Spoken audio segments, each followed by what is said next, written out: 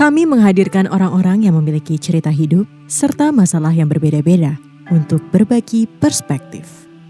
Supaya kita bisa belajar dari perbedaan sudut pandang dan juga menyampaikan pesan sederhana.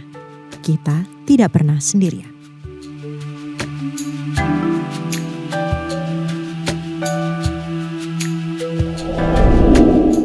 Assalamualaikum warahmatullahi wabarakatuh. Jumpa lagi dengan saya Bunda Rita yang kali ini podcast ini bertema tak kenal maka ta'aruf. Setelah beberapa part yang lalu kita sudah mengupas tentang seperti apa sih Al-Uswah dan juga latar belakang Ramadan para ustadz-ustadzah yang ada di seputaran SMA IT Al-Uswah Tuban, di seputaran LPIT Al-Uswah Tuban, dan kali ini kita akan bertemu dengan salah seorang yang luar biasa ada di belakang layarnya SMA IT Al-Uswah Tuban, tepatnya Ketua POMG Pusat ya. Assalamualaikum warahmatullahi wabarakatuh, Bunda. Waalaikumsalam warahmatullahi wabarakatuh. Gimana kabarnya, Bunda? Alhamdulillah sehat. Alhamdulillah sehat. Baik, kali ini temanya adalah tak kenal maka ta'aruf. Jadi kita ta'arufan nih Bu di sini. Ta'arufan dilihat orang banyak nih Bu. Iya, Bunda. Dalam periode POMG kali ini kan Bunda sebagai ketua POMG-nya ya. Sebelum masuk sebagai ketua POMG, otomatis kan Bunda memilih untuk SMA IT Al-Uswah Tuban sebagai tempat Ananda Ais belajar. Itu bagaimana jenengan berproses untuk memilih sekolah ini, akhirnya memutuskan di sini, Bunda? Mungkin bisa diceritakan. Baik, terima kasih Ustazah Rita kesempatannya. Bagaimana kami memilih SMA IT Al-Uswah menjadi pilihan kami, mungkin berawal dari SMP ya. SMP dulu ya. Dari SMP itu ketika mulai SMP pun yang sebetulnya memilih bukan kami tapi Aisyah sendiri. Oh, Ananda sendiri ya, luar biasa. Ketika lewat SMP IT dulu itu mesti bilang, nih aku pengen masuk lihat dalamnya gitu. Itu mulai kelas 5 mulai SD. awalnya, kelas 5 SD. Padahal kami tidak pernah mengharuskan di mana seperti itu. Akhirnya kita tunjukkan sekolahnya seperti ini dan konsekuensinya seperti ini gitu ya. Jadi biar nanti kalau ada apa-apa di belakang tidak menyalahkan siapapun karena itu adalah pilihan ya. Dari SMP kemudian SMA sebetulnya namanya anak pasti ada pengen di tempat lain, teman-teman gitu. Mau kemana seperti itu. Cuman kita tetap SMA pun kita juga memilihkan gitu. Bagaimana kalau di sini kita sudah mengenalkan Aisyah sekolah-sekolah di luar Tuban gitu ya. Kalau di sini bagaimana? Di sini kita sudah begitu, tapi memberikan gambaran ya. Akhirnya Aisyah dengan beberapa diskusi ya, konsekuensi, tanggung jawab dan sebagainya. Kalau di sini seperti ini, di sini seperti ini, seperti itu, kita akhirnya Aisyah juga memahami kita juga, karena mungkin salah satunya yang cukup dekat dengan, kalau di Tuban ya, cukup dekat dengan jaraknya rumah, itu ya, jarak antara rumah dan pondok cukup dekat. Kita juga memilih SMA IT Al-Uswah ini dibanding yang lainnya, SMA boarding school yang lainnya, konsekuensinya terkait dengan pendidikannya, ketauhidannya, kemudian pembelajaran dan sebagainya, akhirnya udah di sini ya, seperti itu. Memantapkan hati di sini. Nah, padahal secara Bu ya, Mbak Aisyah itu kan anak tunggal tuh Bu. Kalau orang berbayangan begini, anak cuma satu dipondokkan sekalian, gimana tuh? Nggak merasa apa ya? Sendirian gitu, cuma sama bapak berdua, ya itu bagaimana Bu? Kalau awal menguatkan hati.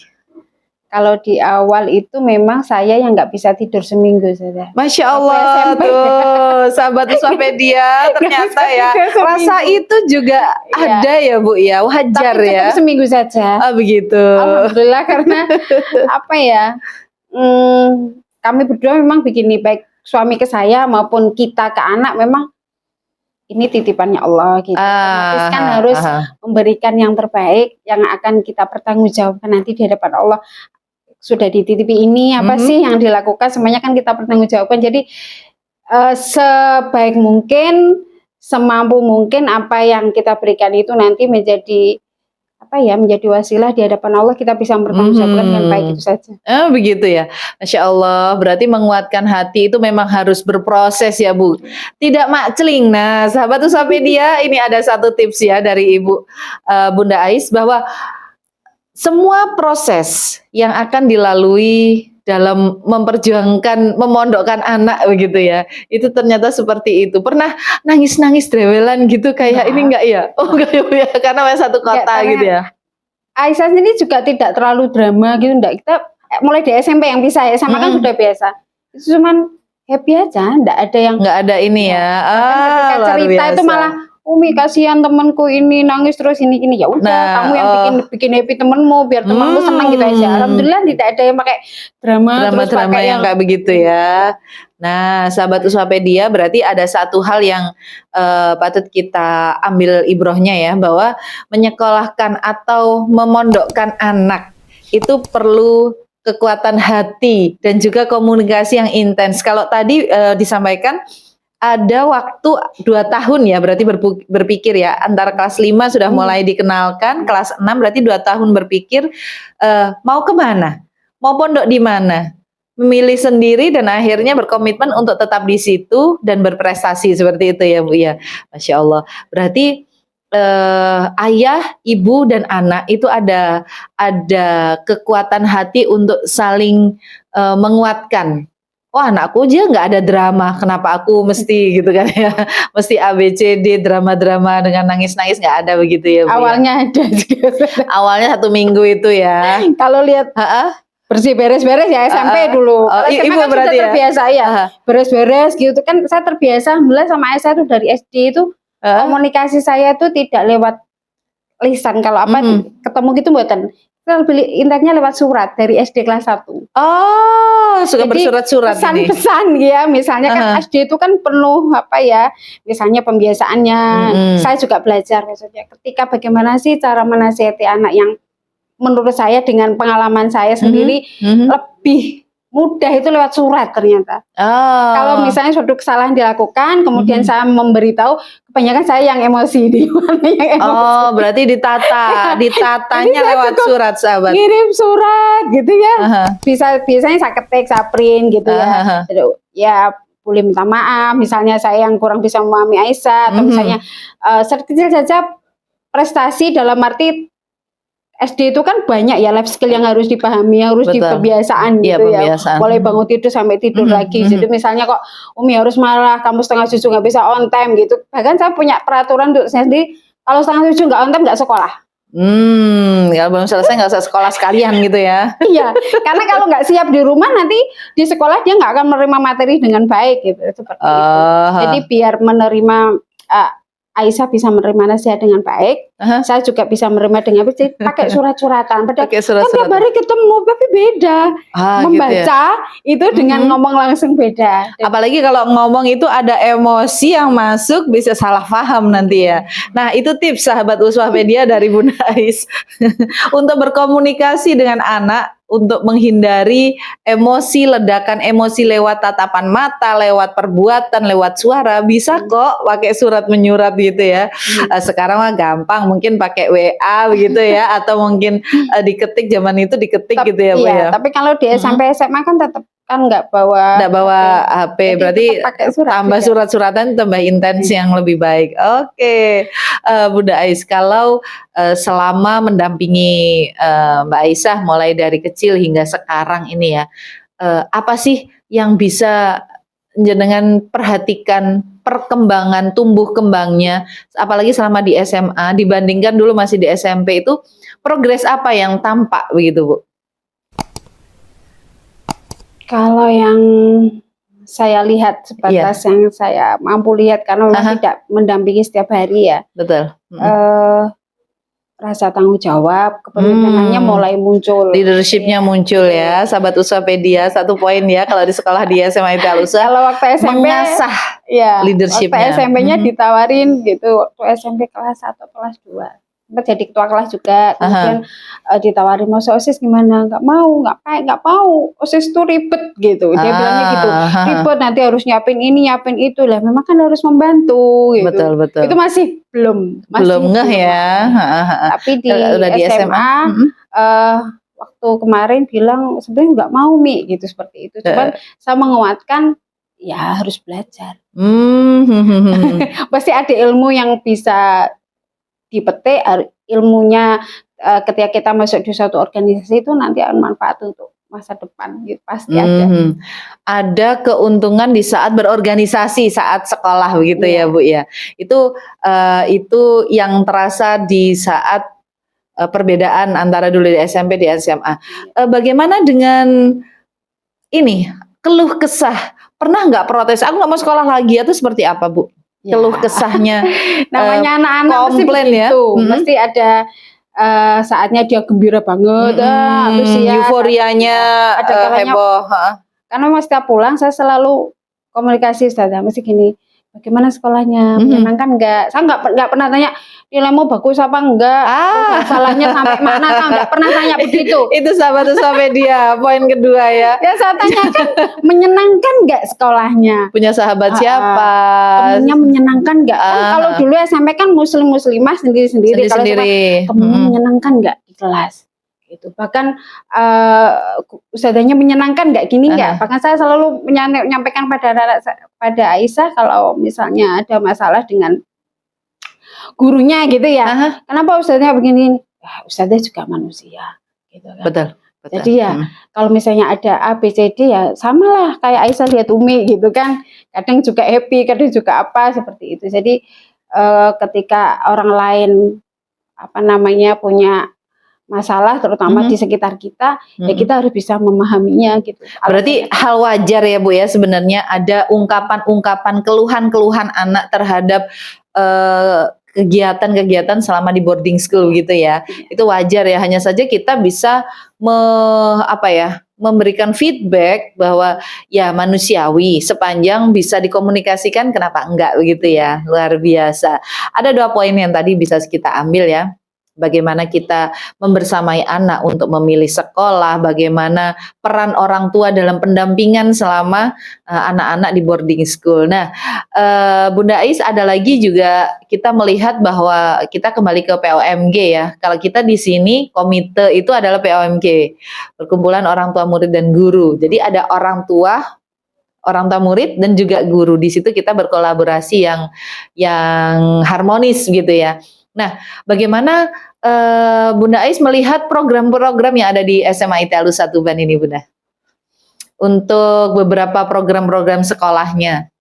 Alhamdulillah kalau program sekolahnya sudah bisa mengcover ya. Memang semua lembaga nggak ada yang sempurna Ustazah. Betul. Tapi paling tidak bisa melihat di lapangan, ini loh yang dibutuhkan masyarakat kita sekarang. Kemudian ini loh yang bekal yang seharusnya dimiliki oleh anak-anak. Alhamdulillah itu sudah sedikit banyak sudah dimiliki oleh SMA IT Al-Uswah. Begitu ya. Jadi ada bekal-bekal yang harusnya anak-anak punyai, anak-anak miliki untuk bisa terjun ke masyarakat seperti itu ya. Berarti di sini memang terkait leadership, keorganisasian itu benar-benar kelihatan tampak ininya ya Bunda Ais. Baik, sahabat Uswapedia, bagi sahabat Uswapedia yang memang masih bingung ya, anakku itu sebenarnya apa sih bakatnya, apa sih keinginannya seperti itu. Kadang kan masih mau masuk ke SMK atau SMA atau pondok, gitu kan? Kadang ada pemikiran-pemikiran saya mau praktik langsung, atau saya mau ke SMA, tapi aku juga pengen mondok. Nah, seperti itu. Barangkali insya Allah SMA IT Al-Uswah Tuban salah satu jawaban keresahan sahabat Uswapedia. Kalau di sini insya Allah kami adalah sekolah menengah atas di bawah Departemen Pendidikan Nasional begitu ya. Kemudian tapi juga diliputi oleh pondok pesantren, hafalannya dan lain sebagainya. Maaf Bunda, sekarang berarti Ais sudah mampu menghafal berapa banyak Bunda yang Bunda ketahui terakhir laporannya? Terakhir itu saya tidak begitu tanya Ustaznya. Karena lebih ke ini ya, kenyamanan gitu. 5 kalau nggak salah. Tapi dia punya target 10, antara 5 sampai 7. Tapi dia Antara punya 5, target sendiri, saya nggak mentarget. Masya Nanti kalau Allah. lulus 10 nih gitu. Insya Tapi saya Allah nggak begitu pernah ya. nggak pernah mentarget apa namanya sampai mana harus gimana, nggak sampai seperti itu. Oh, baik, alhamdulillah ya, berarti kan sudah ada celengan istilahnya ya Bunda ya. Nah, terus menghadapi Ramadan Bunda, kalau yang sekarang ini kita kan udah di Ramadan ini, bagaimana, kan kalau Bunda Ais kan akan tidak membersamai ya sama Ananda begitu ya. Itu kira-kira ada yang hilang, rasa yang hilang atau gimana Bunda? Maksudnya Ais kan ada di pondok nih, Bunda kan di rumah. Duh sepi ya Ramadan tanpa anak. Apakah itu pernah terasakan? Kemudian solusinya seperti apa? Seperti apa Bunda? Mungkin karena masih dalam satu kota. Ada ini ya. Jadi tidak begitu merasa sepi Jauh gitu, banget gitu ya. Kadang saya yang merasa bersalah malah ketika pulang gitu. Saya yang ya di rumah tapi saya masih repot dengan pekerjaan saya. Utek. Gak tahu nanti kalau misalnya luar kota ya. Kalau masih dalam kota, tapi itu pun juga saya tidak terlalu yang gimana ya, nanti anakku di pondok nanti sahurnya apa, bukannya apa, saya tidak seperti itu. Karena yang namanya puasa itu apa ya, harus bisa menahan semuanya, bukan berarti terus puasa terus nanti pikir takjilnya harus masak ini, harus sahur ini. Itu namanya enggak puasa. Gitu kalau ya, saya bilangnya balas dendam. Balas dendam. Ada hal lucu nggak? Ada hal yang teringat nggak mulai dari kecil? Ramadannya Mbak Ais waktu kecil, ada yang tergelitik nggak di situ? Kenakalan lucunya anak-anak gitu? Kalau puasa sebetulnya kan menghasilkan kejujuran ya. Oke. Dan alhamdulillah kalau Aisyah itu ketika dia tidak kuat dia bilang. Waktu belajar awal puasa ya. Alhamdulillah puasa. Alhamdulillah tidak pernah sampai terus apa namanya nyuri-nyuri minum atau apa enggak. Saya di awal saya mesti menyampaikan ngomong, lebih baik ngomong apa adanya seperti itu ya. Ngomong apa adanya. Kalau misalnya tidak kuat bilang, karena sebenarnya bukan masalah kuat atau tidaknya tapi jujur atau tidaknya kalau di puasa. Betul. Kejujuran untuk menyampaikan. Awal belajar puasa itu pernah bilang waktu TK kalau nggak salah, Umi nanti aku mati kalau nggak makan, kalau nggak minum, seperti itu awalnya gitu. Ada ungkapan gitu. Seperti itu. Nggak ada ceritanya orang puasa mati. Tapi apa kuatnya jam berapa? Oke, berarti harus minum dulu dan lanjutin lagi. Ada bergening di situ ya, ada proses bergening. Nah, kalau kecilnya seperti itu, insya Allah kalau sudah dewasa, apalagi di SMA IT Al-Uswah Tuban kan ada program juga puasa Senin Kemis Ibu. Jadi udah terlatih ya di situ. Nah, kalau di sini, kalau di sekolah, mereka dilatih untuk mandiri, dilatih untuk bertanggung jawab. Nah, kalau di rumah kira-kira dia termasuk anak yang seperti apa Bu? Jangan-jangan kalau di sekolah mandiri, di rumah langsung ngalem gitu atau gimana Bu? Gak ada Ustazah, kamu saleman gak ada. Oh gitu ya. Hidup ini yang susah itu harus dipelajari. Gitu. Kalau yang enak itu nggak perlu dipelajari. Karena jadi pasti nyaman ya. Yang enak nggak bisa dipelajari. Gitu. Pasti bisa, tapi yang susah harus dipelajari. Oke, alhamdulillah berarti kan sinergi antara di sekolah sama di rumah itu sama begitu kan ya. Oke Bunda, luar biasa ya, sahabat Usapedia, kita sudah mengulik-ngulik Ketua PMG kita dan Ananda Aisyah di mata beliau. Nah sekarang nih saya punya satu pertanyaan opini Bu. Opini tentang apa ya? Satu kata tentang Ramadan. Menurut Ibu Ramadan itu apa? Satu kata saja. Ramadan itu apa ya? Anugerah ya. Anugerah yang Allah berikan biar kita dekat lagi dengan Allah. Momen untuk mendekatkan diri kepada Allah. Itu adalah suatu hadiah, anugerah. Anugerah terindah dari Allah begitu ya, luar biasa. Oke, terima kasih Bu. Yang kedua Bu, satu kata tentang pendidikan. Satu kata tentang pendidikan. Mandiri. Mandiri, Masya Allah. Mandiri semuanya, mandiri finansial, Mhm. mandiri baik ya terutama nanti ya ke sana ya. Arahnya ke sana. Mandiri. Mandiri, luar biasa. Mandiri, satu kata mandiri itu sudah mengejawantahkan banyak hal ya Bu ya. Endingnya kan Luar biasa. kalau pendidikan itu kan kita harus rela ya anak kita pisah dengan kita. Kan Itu intinya dulu. begitu. Harus mampu tanpa kita apapun nanti. Berdiri tanpa bantuan orang tua. Iya. Kemudian satu lagi Bu, satu kata tentang al-uswah Bu. Al-uswah. Satu kata. Satu kata tentang al-uswah. Al-uswah. Al-uswah itu integrated ya. Menyeluruh. Kita mendapatkan semuanya. Masya Allah. Menyeluruh itu berarti dunianya dapat, akhiratnya dapat. Insya Allah begitu ya Bu ya. Semoga apa yang dicita-citakan kita bersama mewujudkan anak-anak yang mandiri, mewujudkan anak-anak yang solih itu bisa benar-benar terwujud karena kita mendidik anak tidak hanya 1-2 hari tetapi untuk 20-30 tahun yang akan datang mereka akan berkumpul di masyarakat menjadi leader pemimpin di tempatnya masing-masing. Baiklah sahabat Uswahpedia, kita sudah mengulik Ketua POMG SMA Al-Uswah Tuban dan insya Allah di masa yang akan datang kita akan sharing lagi Bunda terkait seperti apa sih program yang terbaik yang bisa diwariskan kepada anak-anak didik kita melalui program-program POMG begitu ya Ibu.